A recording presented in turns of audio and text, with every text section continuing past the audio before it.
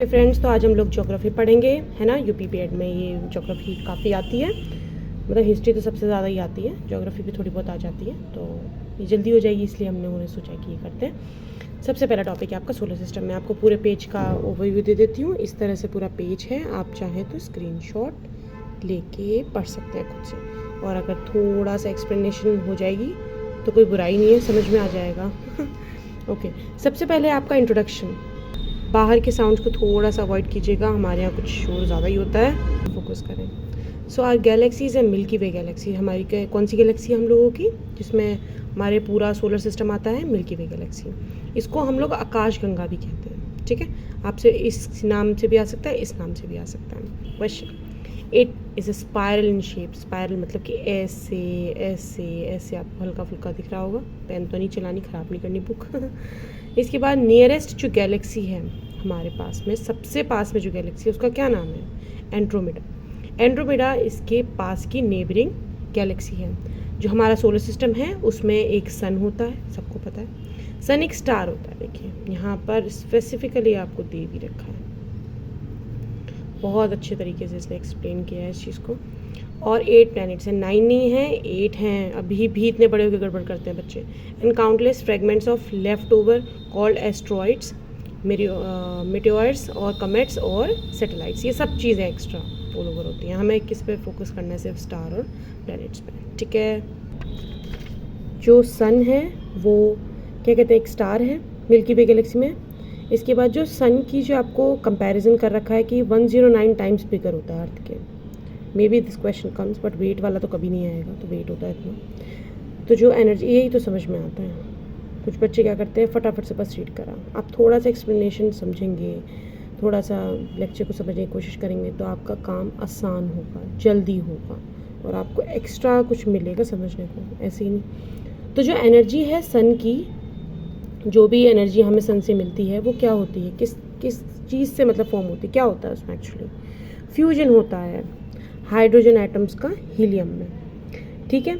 इसके बाद देखिए सनलाइट जो होती है वो कितना टाइम लेती है अर्थ तक आने के लिए? 8 मिनट 16.6 सेकेंड्स। ये तो क्वेश्चन आया हुआ भी है, देख लीजिए। जिसको पढ़ा हुआ होता है उसको याद होता है।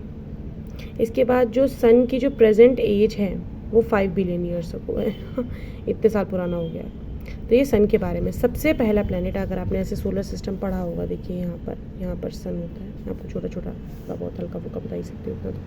यहाँ पर मरकरी, फिर वीनस, फिर मार्स, ऐसे कर करके होते हैं। हमने बचपन में देखा भी होगा, नहीं तो 1 मिनट में गूगल पर सर्च कर लीजिएगा, ईजी हो जाएगा, क्योंकि इमेज से ध्यान रहता है। सबसे पहले आपके पास मरकरी है।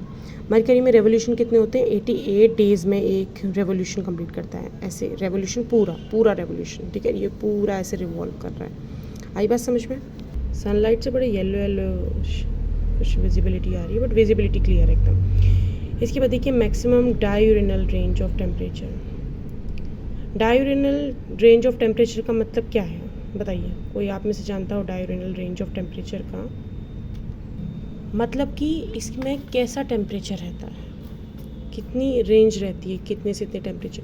तो इसमें बड़ा ही अजीब सा टेम्परेचर होता है, बिल्कुल रेगिस्तान के जैसा, कि बहुत ही स्क्रॉचिंग हॉट, मतलब कि बहुत ही मार देने वाली गर्मी दिन के टाइम पर, और रात के टाइम पर एकदम फ्रिजिड, मतलब बिल्कुल ही ठंड। इसके पास कोई एटमॉस्फेयर नहीं होता, कोई सैटेलाइट नहीं है इसके पास, किसी ने कोई रिवॉल्व ही नहीं कराई है। आप रोटेशन और रेवोल्यूशन में अंतर जानते हैं? ठीक है, चलिए, जिसको नहीं पता हो वो आप उसमें कमेंट्स में पूछ सकते हैं एक दूसरे से। ये सब चीज़ें पता होंगी जब ही समझ में आएंगी बाकी की चीज़ें। इसके बाद अगला है आपका वीनस। वीनस को हम लोग अर्थ ट्विन भी बोलते हैं। क्यों? क्योंकि ये लगभग समहाउ उसके ही साइज़ का होता है। ट्विन मतलब similarity, because it's slightly smaller, छोटा होता है। लेकिन छोटा इन दोनों में से पूछा जाए कंपैरिजन में, तो आपका वीनस छोटा होता है, छोटा।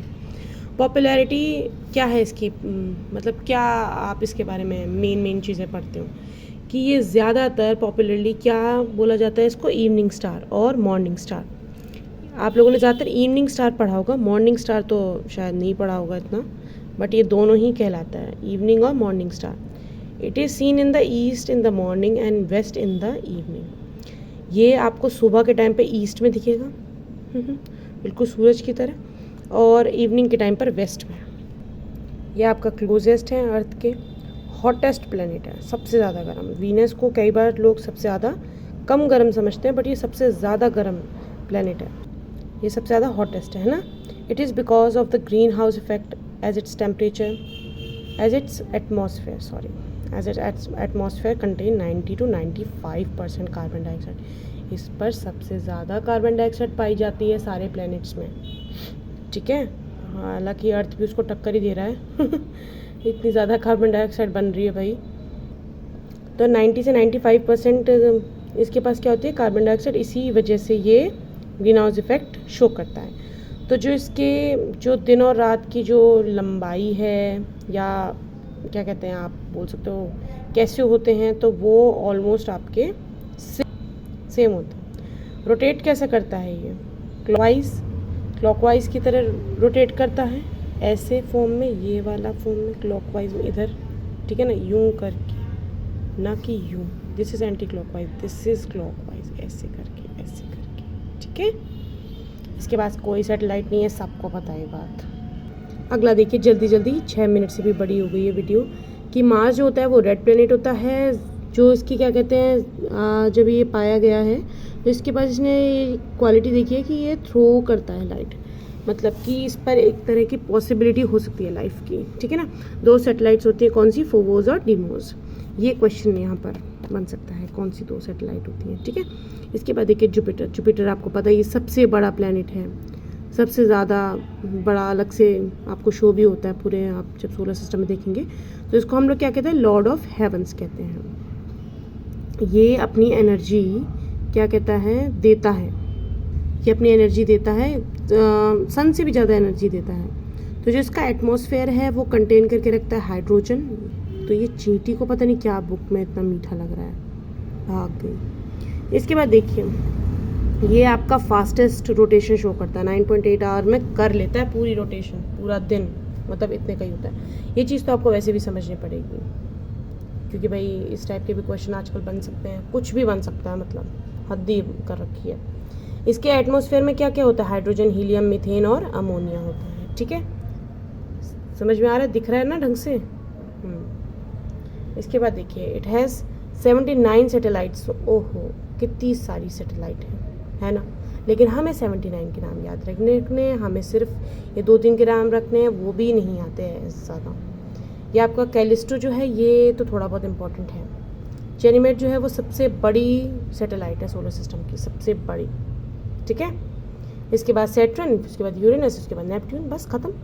सैटर्न देखिए सेकंड होता है साइज़ में, मतलब कि जुपिटर है, जुपिटर से फिर उससे छोटा कौन सा है, सेकंड लार्जेस्ट भी कह सकते हो आप उसको, कौन सा है, Saturn. This type of questions can be come out in your exams कि सेकंड लार्जेस्ट कौन सा है। इसके बाद रेवोल्यूशन करता है कितने ईयर्स में, 29 ईयर्स में। इसके बाद इसकी रोटेशन जो है वो कितने घंटे में होती है, 10.3 में। इसकी कितनी में हो रही थी जुपिटर की, 9.8 में। इसके बाद इसका यूनिक फीचर क्या होता है, रिंग होती है, सबको पता है, बहुत अच्छे से पता है। इसके बाद देखिए 82 सैटेलाइट्स होते हैं, सबसे ज़्यादा ज़रूरी कौन सी वाली है आपकी, टाइटन। इसके बाद देखिए rotates from north to south, north से साउथ की तरफ रोटेट करता है, कौन, यूरेनस की बात हो रही है अब, ठीक है। और ये थोड़ा सा झुका हुआ होता है, कितने एंगल पर, 98 पर। वैसे आपको रटना है, इसमें ऐसा कुछ नहीं है समझने लायक, ठीक है। 27 होते हैं। नेपट्यून आपका लास्ट है, इसको भी पढ़ लीजिएगा, ठीक है। Thank you so much. इससे रिलेटेड क्वेश्चंस आपको एक बार दिखा देते हैं, अगर इसमें होंगे तो क्वेश्चन बुक में। हाँ ये रहे इससे रिलेटेड क्वेश्चंस। देखिए आपको इन क्वेश्चंस के आंसर्स बताने हैं, जिसके सही होंगे उसको भाई वेरी गुड होएगा ठीक है।